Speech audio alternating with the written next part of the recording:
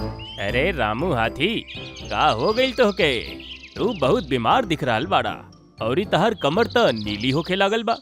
कहीं तू कौनो जहरीली चीज त ना खइला ना?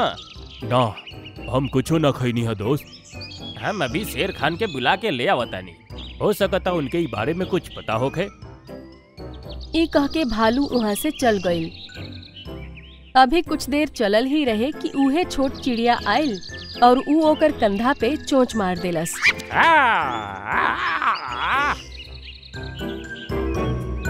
और भालू के कपार नाचे लागल। ई हमके का हो रहल बा?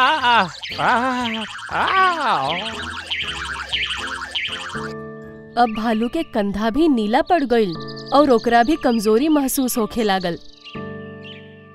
कुछ देर बाद ही जिराफ तालाब से पानी पी के वापस अपन घरे जात रहे, लेकिन ओकरा ऊपर भी उहे छोट चिड़िया आकर बैठ गईल और वो जिराफ के गर्दन पे चोंच मार देलस।